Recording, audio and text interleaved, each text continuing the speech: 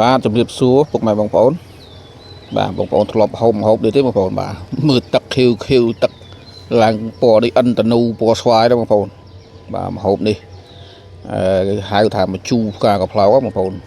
ព្រោះអ្នកស្រុកស្រែអ្នកស្រុកចំការប្រហែលជាគាត់អត់ផ្សារហូបបាទព្រោះម្ហូបនេះគឺអ្នកចំការគាត់ត្រូវណាស់អ្នកស្រុកស្រែស្រុកចំការដូចខ្ញុំនេះបាទបើខាងនៅខាងរាជធានីភ្នំពេញអីខាងទីក្រុងនេះក៏រួមសូវបានហូបបងប្អូនបាទនេះខ្ញុំមានត្រីក្រាញ់បងប្អូនត្រីក្រាញ់ហ្នឹងខ្ញុំ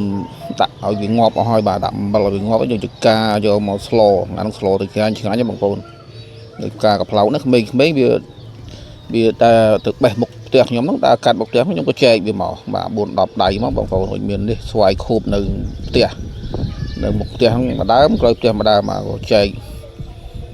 ច្រឡំចែកទៀតបងប្អូនបាទក៏បេះ3ផ្លែមកបងប្អូនបាទបេះ3ផ្លែយកមកធ្វើម្ជូរវាបងប្អូន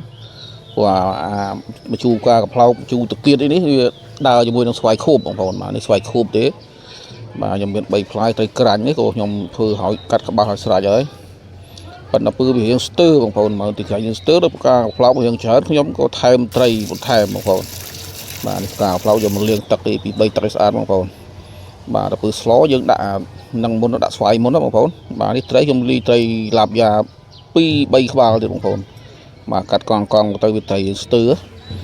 ហើយស្វាយយើងដាក់ឲ្យវាផុយចឹងមកវាយើងយកមកជុំក្រៅបងប្អូនបាទបងប្អូនអ្នកសុកស្រែគាត់ចេះស្លហើយបងប្អូនម្ជូរនេះគឺភាគច្រើន99% នៅសុកស្រែដែលចេះស្លម្ជូរ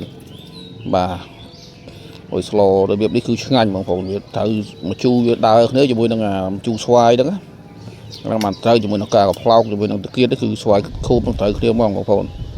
មកឲ្យនៅមុខផ្ទះនេះក៏ទៅបេះ4 5ផ្លែមក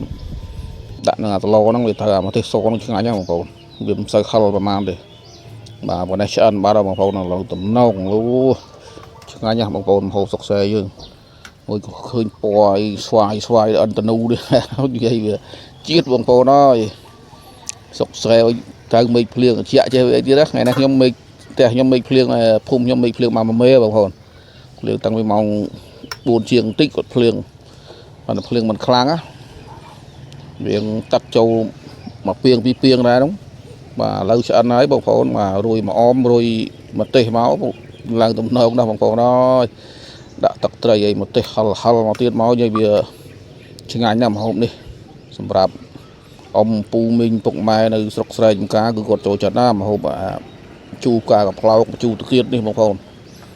បាទមកសាកមួយចានសិនបងប្អូនមកនេះដួសមួយចានមកលោកបឹបនិយាយដាក់មួយចានម្នាក់ឯងបងប្អូនអើយហើយគេថាទឹកត្រីម្ទេសហិលនេះនិយាយវាឆ្ងាញ់ហ្នឹងបងប្អូននេះយើងជាក់ទៀតថ្ងៃហ្នឹងជាក់ហ្មងត្រូវតែឡម្ជូរនឹងទៀតបងប្អូនបាទមកបងប្អូនជួយចូលរួមជាមួយគ្នាបាទអរគុណច្រើនបងប្អូនដែលបានទស្សនាវីដេអូបាទជួយគាំទ្រផងបងប្អូន